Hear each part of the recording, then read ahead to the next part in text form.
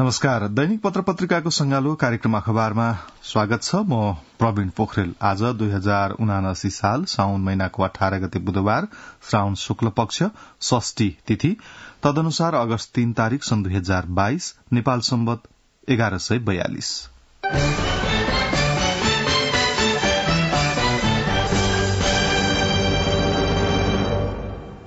आज काठमाडौँबाट प्रकाशित राष्ट्रिय दैनिकहरूले विभिन्न प्रसंगलाई प्राथमिकता दिँदै खबर बनाएका छन्। प्रधानमन्त्री शेरबहादुर देउवाले आर्थिक पुनरूत्थान र विकासका लागि एकीकृत रणनीति बनाउन सम्बद्ध पक्षलाई निर्देशन दिनुभएको छ।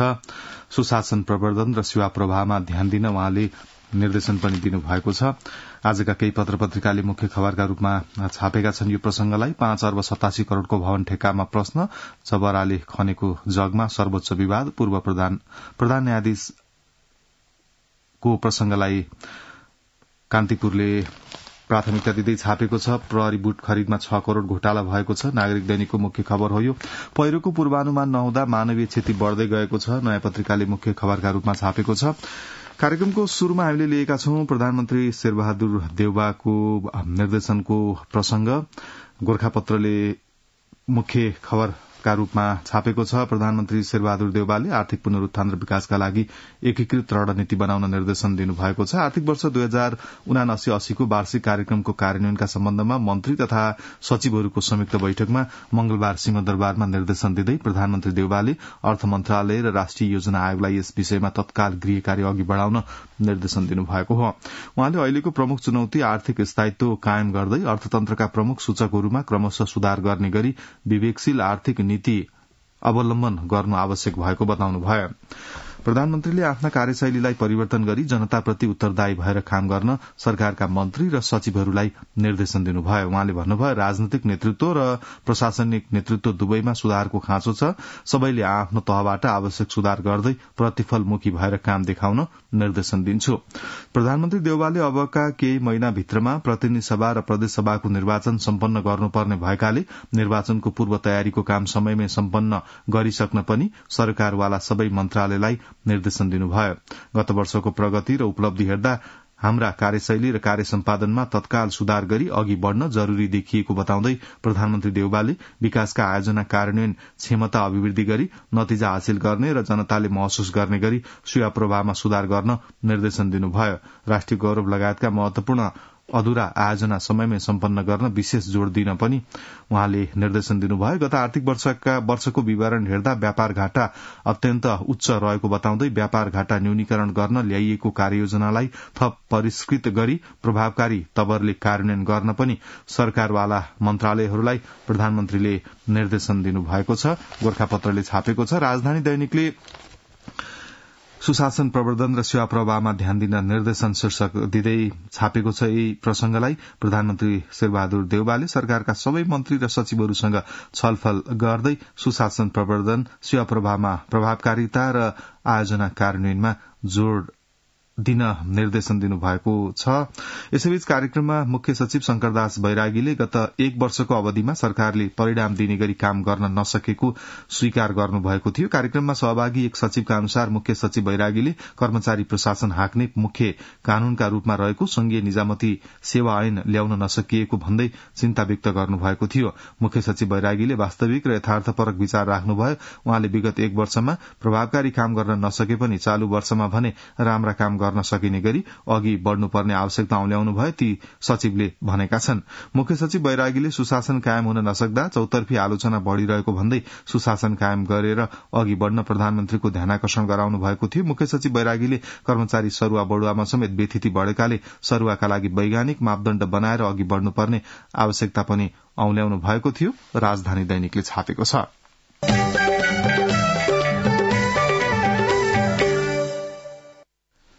अब अर्को प्रसंग, मौसम पूर्वानुमानमा भएको प्रगतिका कारण पछिल्ला वर्ष बाढ़ीबाट हुने क्षतिमा केही न्यूनीकरण भए पनि पहिरोका घटनासँगै मानवीय क्षति भने बढ़ेको छ। यो खबर नयाँ पत्रिकाले मुख्य खबरका रूपमा छापेको छ। बाढ़ीको पूर्वानुमान गरी खोला तथा नदी तट क्षेत्रमा बसोबास गर्ने मानिससम्म बेलैमा सूचना पुर्याउँदा क्षति कम भएको छ, तर पहिरोको पूर्वानुमान पनि नहुँदा र 2072 को भूकम्पपछि कयौं ठाउँको जमीन कमजोर भएकाले पहिरोका घटना र त्यसमा परेर हुने मानवीय क्षति भने बढ़ेको हो। राष्ट्रिय विपद जोखिम न्यूनीकरण तथा व्यवस्थापन प्राधिकरणको तथ्याङ्क हेर्दा 2072 को भूकम्पपछि पहिरोको घटना विगतको तुलनामा बढ़ेका छन्। त्यसैता मानवीय क्षति पनि बाढ़ीबाट भन्दा पहिरोबाटै बढ़ी भएको छ। 2072 देखि 17 साउन 2079 सम्म पहिरोमा परि 963 जनाले ज्यान गुमाएका छन्। यो अवधिमा बाढ़ीबाट 462 जनाको मृत्यु भएको छ। पछिल्लो 12 वर्षमा देशभर 2595 पहिरोका घटना रेकर्ड भएकोमा 1414 जनाको ज्यान गएको छ। यही अवधिमा 1782 बाढ़ीका घटनामा 880 को मृत्यु भएको प्राधिकरणको तथ्याङ्क छ। 2068 देखि 2071 सम्म पहिरोका 403 घटना हुँदा 376 जनाको ज्यान गएको छ। भूकम्पले धाँजा फाटेको पहाड़ी र चुरे क्षेत्रमा विकासका नाममा स्थानीय सरकारहरूले अन्धाधुन्द चलाएका डोजरले पहिरोको जोखिम अझै धेरै बढ़ाएको छ। पूर्वानुमान नै नगरिने हुँदा पहिरोबाट हुने मानवीय क्षति झनझन बढ़दै गएको छ, नयाँ पत्रिकाले छापेको छ। यसैबीच अविरल वर्षाले देशभरको जनजीवन प्रभावित भएको प्रसंग पनि आजका पत्र पत्रिकाले छापेका छन्। पहिरोले अवरूद्ध नारायणगढ़ मुगलिन सड़क खण्ड झण्डै 23 घण्टापछि सञ्चालनमा आएको छ। अविरल वर्षापछि पहिरोले अवरूद्ध नारायणगढ़ मुगलिन सड़क खण्ड झण्डै 23 घण्टापछि सञ्चालनमा आएको हो। भरतपुर महानगरपालिका 29 केराबारी स्थित मौरी खोला पुल नजिक सोमबार राति 11 बजे पहिरो खसेपछि सड़क अवरूद्ध भएको थियो। पहिरो पन्छाएपछि मंगलबार रातिदेखि सड़क सञ्चालनमा आएको छ। पहिरोका कारण सवारी साधन नारायणगढ़, भरतपुर र गैंडाकोट क्षेत्रमै रोकिएका थिए। यात्रुहरू सड़कमै अलपत्र परेका थिए। जिल्ला प्रहरी कार्यालय चितवनका प्रवक्ता डीएसपी नरहरि अधिकारीका अनुसार पहिरो पन्छाउने काम भइरहे पनि पहिरो खस्न नरोकिए पछि बाटो खुलाउन ढिलाइ भएको छ, नयाँ पत्रिकाले छापेको छ।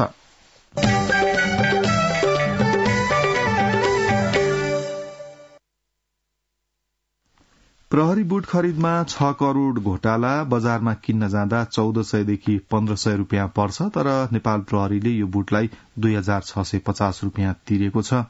गुणस्तर परीक्षण समेत नगरी 13 करोड़ 50 लाख रुपियाँ बराबरको डीएमएस बुट गुपचुप रूपमा खरिद गरियो।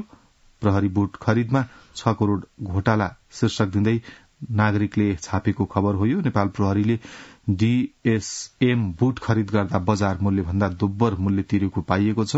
कर्नवाल बिजनेस ट्रेडर्सको नाममा मोडर्न शूज लिमिटेडबाट उत्पादित फाइटर शूज किन्दा दोब्बर मूल्य परेको हो, नागरिकले अग्रपृष्ठमा मुख्य खबर बनाएको छ।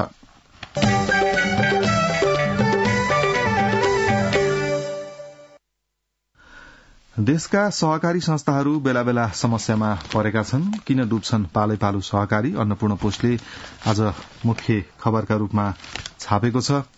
2010 सालमा सहकारी विभागको स्थापनासँगै नेपालमा सहकारीको शुरूआत भयो। निश्चित मूल्य मान्यतामा रहेर सदस्यको हितका लागि सहकारीहरू सञ्चालन हुनुपर्ने हो, तर कमजोर व्यवस्थापन र सहकारी भावना विपरीत काम गर्दा विवादित मात्रै बनेनन्, पालै पालो डुब्दै गएका छन्। सर्वसाधारणको अरबौं रकम डुबाएर सहकारी संस्थाहरूले भरोसा गुमाउँदै गएका छन्। हालै समस्यामा परेर बाहिर केही सहकारीहरूको समस्या देखिएको छ। तरलता अभावसँगै पछिल्लो समय सहकारीमा भद्रगोल स्थिति छ। राष्ट्रिय सहकारी बैंकका संचालक रामहरि बजगाईले उपत्यकाका 50% भन्दा बढ़ी सहकारी समस्यामा रहेको बताउनुहुन्छ। तरलता अभावले चाहेर पनि कुनै संस्थालाई बचाउन सकिने स्थिति छैन। बजगाई भन्नुहुन्छ, सबैलाई पैसा चाहिएको छ, पैसा दिन सक्ने स्थिति कसैको पनि छैन। अभियानकै नेतृत्वको संस्था अनुगमन गर्दा धेरै धाराशायी रहेको भेट्टाउन सकिने बजगाई बताउनुहुन्छ। काठमाडौँ महानगरको सहकारी विभागले आर्थिक वर्ष 2078-79 मा 41 वटा संस्थालाई कारबाहीका लागि प्रहरीमा लेखी पठाएको छ। ललितपुरका दर्जन भन्दा बढ़ी संस्था निक्षेप फिर्ता गर्न नसकेर समस्यामा परेका छन्। विभागले 1 वर्षमा संस्थाका विरूद्ध 300 उजुरी आएको जनाएको छ। क्षेत्रपाटीको क्यापिटल बचत तथा ऋण सहकारी संस्था र पशुपति सेभिङ एण्ड क्रेडिट सहकारीले पनि लामो समयदेखि सदस्यको निक्षेप फिर्ता गर्न सकेका छैनन्। आनन्दनगर, गुडविल लगायतका सहकारी पनि गत 1 वर्षदेखि धराशायी भएका छन्। 1500 भन्दा बढ़ी सदस्यको 8 अर्ब भन्दा बढ़ी रकम हिनामिना गरेको सिभिल सहकारीका अध्यक्ष केशवलाल श्रेष्ठ र पूर्व अध्यक्ष इच्छाराज तामाङ जेलमै छन्। 2070 मै गौरी आएको समस्याग्रस्त सहकारीको जाँचबुझ आयोगले दिएको प्रतिवेदन अनुसार 152 संस्था समस्यामा रहेकोमा सरकारले 12वटा समस्याग्रस्त घोषणा गरे पनि हालसम्म एउटा संस्थाको पनि समाधान गर्न सकेको छैन। त्यसैता धेरै सहकारी धराशायी भइसके पनि सरकार भने गम्भीर हुन सकेको छैन। किन डुब्छन् पालेपालो सहकारी, अन्नपूर्ण पोस्टले मुख्य खबर बनाएको छ।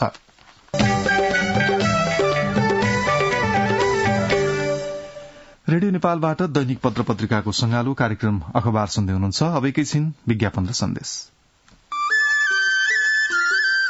सुन त, भोलिको मिटिङको लागि सबैलाई फोन गर्यो? छैन सर, मेरो मोबाइलमा ब्यालेन्स नै थिएन। अलि पछि गर्छु ल्यान्डलाइनबाट। ल हेर, मोबाइलमा ब्यालेन्स छैन भनेर हुन्छ? तिमीलाई थाहा छैन यस कार्यालयले नेपाल टेलिकमको कर्पोरेट युजर ग्रुप अर्थात सीयूजी सेवा लिएको छ। तिम्रो नम्बरलाई पनि सीयूजीमा सहभागी गराउ न। अनि सर, मेरो त प्रिपेड नम्बर हो नि। अहिले नेपाल टेलिकमले प्रिपेड र पोस्टपेड दुवै फोनमा सीयूजी सेवा लागू गरिसकेको छ। सीयूजीमा आबद्ध भएपछि हाम्रो कर्मचारीहरू बीच निशुल्क र नेपाल टेलिकमको नेटवर्कमा सस्तो दरमा फोन तथा एसएमएस गर्न र डाटा चलाउन पाइन्छ नि। तिमीलाई थप जानकारी चाहिएमा नेपाल टेलिकमको वेबसाइट www.ntc.net.np मा हेर न। नेपाल टेलिकम, राष्ट्रको संचार।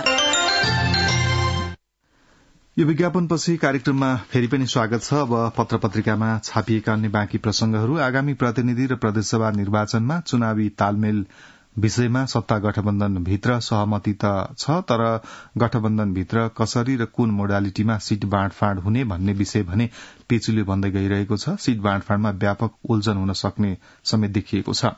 प्रमुख सत्तारूढ़ दल नेपाली कांग्रेसले गत असारमा 6 दिन बसेको केन्द्रीय समिति बैठकबाटै आगामी निर्वाचनमा सत्तारूढ़ दलबीच चुनावी तालमेल गर्ने निर्णय गरेको थियो। सो निर्णयको गठबन्धनमा आबद्ध दल नेकपा माओवादी केन्द्र र नेकपा एकीकृत समाजवादीले स्वागत गरेका थिए। त्यसयता गठबन्धनभित्र आगामी निर्वाचन र सीट बाँडफाँडको मोडालिटीबारे छलफल नै भएको छैन। कांग्रेस नेता रामचन्द्र पौडेलले कांग्रेसले सत्तामा रहेका दलबीच चुनावी तालमेल गर्ने निर्णय गरिसकेकाले केही दिनमै सीट बाँडफाँडबारे छलफल शुरू गर्ने जानकारी दिनुभयो। कांग्रेसले सत्तामा रहेका दलबीच चुनावी तालमेल गर्ने निर्णय गरिसकेको छ। उहाँले प्रश्न पार्दै भन्नुभयो, सबै दल त्यसमा सहमत छन्। केही दिनमै गठबन्धन बैठक बस्छ र सीट बाँडफाँड बारे छलफल शुरू गर्छौं।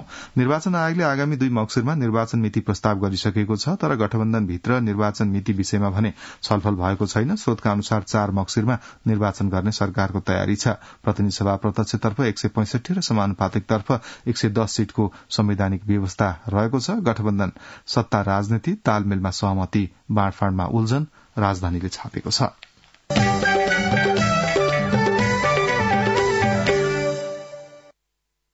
सर्वोच्च अदालतको नयाँ भवन निर्माणका लागि 15 महिना अघि गरिएको 5 अर्ब 87 करोड़को ठेक्का सम्झौताले अहिले न्यायालयभित्र तरंग ल्याएको छ।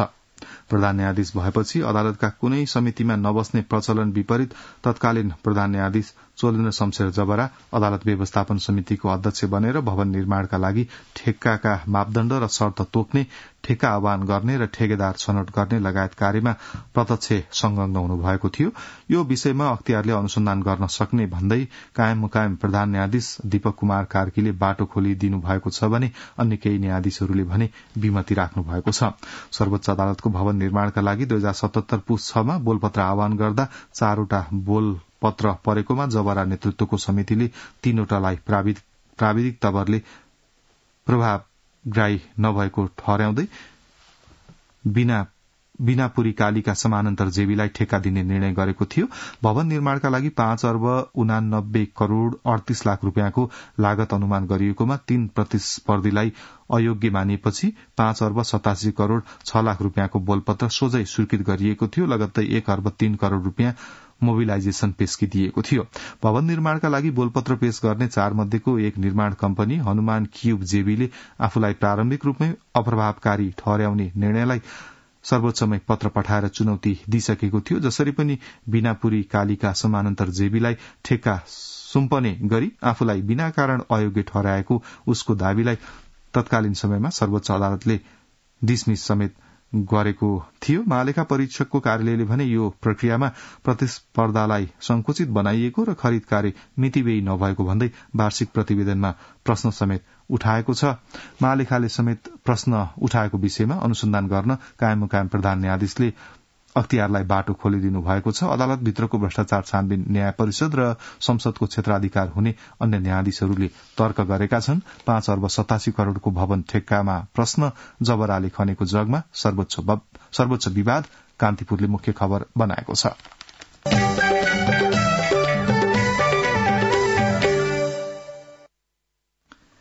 निजी तथा आवासीय विद्यालय अर्गनाइजेशन नेपाल प्याप्सन र राष्ट्रिय निजी तथा आवासीय विद्यालय एसोसिएशन नेपाल एन प्याप्सनले विद्यालयमा डिसिप्लिन इन्चार्ज डीआई राख्न बन्द नगरे कारवाही गरिने बताएको छ। यो खबर नेपाल समाचार पत्रले छापेको छ।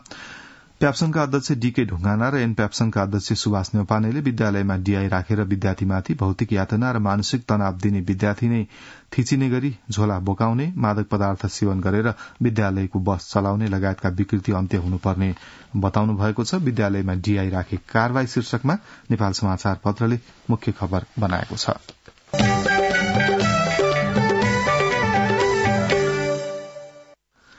अब सम्पादकीय आज काठमाडौँबाट प्रकाशित दैनिक पत्र पत्रिकाले विभिन्न विषयमा सम्पादकीय छापेका छन्। नामले कोही अपमानित हुन नपरोस् भन्दै अन्नपूर्ण पोस्टले सम्पादकीय उल्लेख गरेको छ। त्यस्तै गोर्खापत्रले पाटी गाउँको पानी अभाव शीर्षक दिँदै सम्पादकीय छापेको छ। नेपाल विश्वकै जलस्रोतको धनी देशमा पर्छ भन्ने बखान हामीले वर्षौंदेखि सुन्दै आएका छौं। कतिपय नेतृत्वले हिमालको पानी निर्यात गरेर मुलुकलाई धनी बनाउने सपना देखाउँछन्। उत्तर दक्षिण बग्ने हजारौं नदी नालासँगै वर्षातमा आउने बाढ़ी पहिरोले ठूलै प्रकोप ल्याउँछ। विपत्तिको सामना गर्नुपर्छ।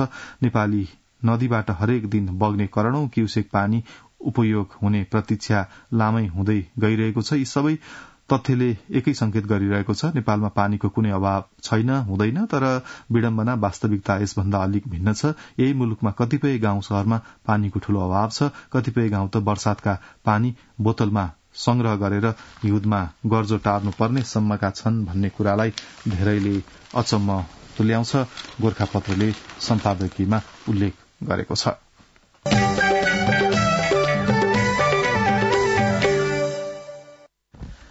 सम्पादकीयपछि अब पत्र पत्रिकामा छापिएका अन्य प्रसंग। चीनको चेतावनीपछि अमेरिकी सभामुख ताइवान पुगेकी छिन्। यो प्रसंगले पनि आजका पत्र पत्रिकामा स्थान पाएको छ।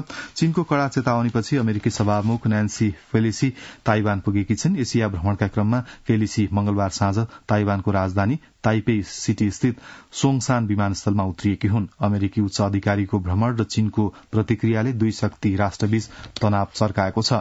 सिंगापुर भ्रमण सकेर मंगलबार मलेसिया पुगेकी पेलोसी स्थानीय समय अनुसार साँझ 10:45 मा ताइपे सिटीमा उत्रँदा ताइवानका विदेश मन्त्री जोसेफ ऊ र अमेरिकी प्रतिनिधि सन्द्रा ओडार्किकले स्वागत गरे। ताइवान पुगे लगत्तै विज्ञप्ति जारी गर्दै पेलोसीले भनेकी छिन्, यो भ्रमण जीवन्त लोकतन्त्रप्रति ताइवानको अविचलित प्रतिबद्धतालाई अमेरिकी समर्थन र सम्मान हो। ताइवानका 2 करोड़ 30 लाख जनतासँगको ऐक्यबद्धता आज र सधैँका लागि महत्वपूर्ण छ। भ्रमण इण्डो प्यासिफिक पारस्परिक सुरक्षा, आर्थिक साझेदारी तथा लोकतान्त्रिक सुशासनमा केन्द्रित रहेको पेलोसीको विज्ञप्तिमा उल्लेख छ। चीनको चेतावनीपछि अमेरिकी सभामुख ताइवानमा, कान्तिपुरले अग्रपृष्ठमा छापेको छ।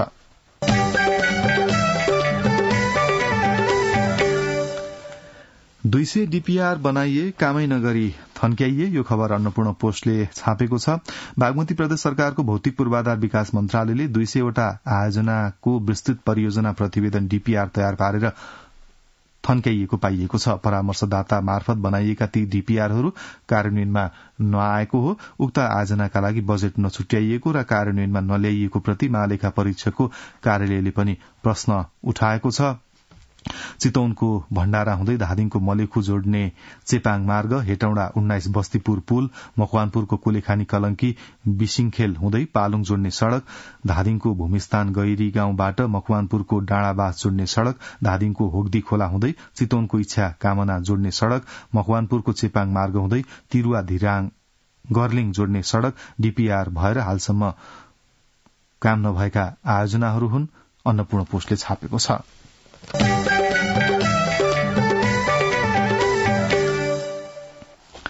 21 वर्षपछि जागिरमा पुनर्बहाली। यो खबर कान्तिपुरले छापेको छ। शिक्षा नियमावलीमा स्थायी नियुक्ति भएका शिक्षकले 20 वर्ष नियमित काम गरेमा मासिक निवृत्ति भरण पेन्सन पाउने व्यवस्था छ। पर्वतका 5 शिक्षक भने जागिर छोडेको 21 वर्षपछि काममा फर्किएका छन्। तत्कालीन सशस्त्र द्वन्द्वका कारण विस्थापित शिक्षकलाई सरकारको निर्णय अनुसार यसै सातादेखि काममा फर्काइएको हो। मन्त्री परिषदको गत फागुन 16 को निर्णय अनुसार शिक्षा तथा मानव स्रोत विकास केन्द्रले पत्राचार गरेपछि विस्थापित शिक्षक पुनर्बहाली निर्देशिकाको अनुसूची 3 क मा सूचीकरण भएका शिक्षकलाई सेवामा फर्काइएको शिक्षा विकास तथा समन्वय इकाइले जनाएको छ। इकाइका अनुसार कुस्मा नगरपालिका 12, ठूली पोखरीका रामप्रसाद लामिछाने, पैयुं गाउँपालिकाका 6, सरौं खोलाका जयनारायण तिवारी, मोदी गाउँपालिका 2 देवपुरका जीवननाथ शर्मा, कुस्मा 10 पिपलटारीका नारायण लामिछाने र बिहादी गाउँपालिका 2 बर्रा चौरका पुष्पानन्द गिरी पुनर्बहाली भएका छन्। सशस्त्र द्वन्द्वका कारण विस्थापित शिक्षकलाई यसै सातादेखि सरकारले काममा फर्काएको हो। 21 वर्षपछि जागिरमा पुनर्बहाली। कान्तिपुरमा खबर छ।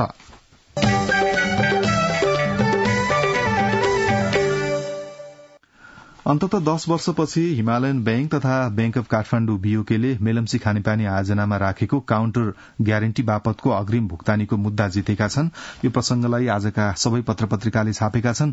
लामो कानूनी लड़ाईपछि मुद्दा जितेको तथा अब नेपाली बैंकले आफ्नो पैसा फिर्ता पाउने कुरामा ढुक्क भएको हिमालयन बैंकका प्रमुख कार्यकारी अधिकृत अशोक राणाले बताउनुभयो। सायद 10 दिनभित्रमा जमानत रकम फिर्ता हुन्छ होला, राणाले भन्नुभयो। यो फैसलासँगै दुवै बैंकले काउन्टर ग्यारेन्टी बापत मेलम्ची खानेपानी आयोजनालाई भुक्तानी गरिदिएको जमानत रकम फिर्ता पाउने भएका छन्। नेपाली बैंकले चीनमा जिते 1.5 अर्बको मुद्दा कारोबार दैनिकले अग्रपृष्ठमा समाचार छापेको छ।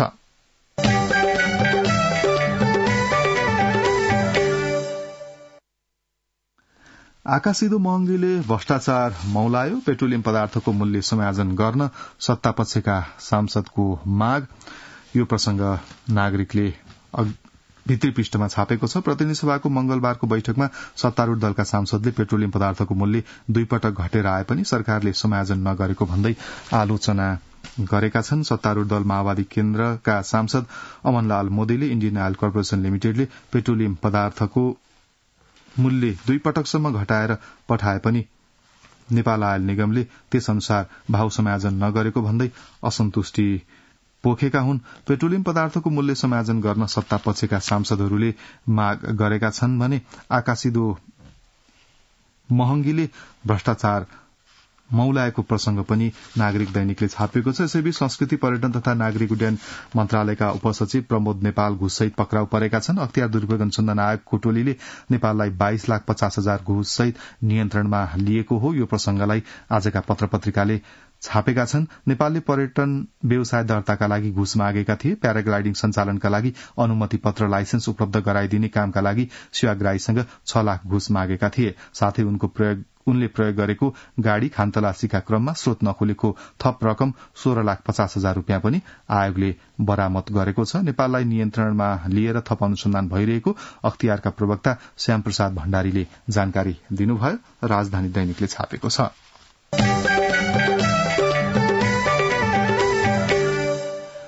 पत्र पत्रिकामा छापिएका यिनै सामग्रीहरूसँगै हामी कार्यक्रमको अन्त्यमा आइपुगेका छौं। अब यसपछि अन्तर्संवाद कार्यक्रम सुन्न सक्नुहुनेछ। प्राविधिक साथी राजु थापालाई धन्यवाद। म प्रवीण पोखरेल बिदा हुन्छु। नमस्कार।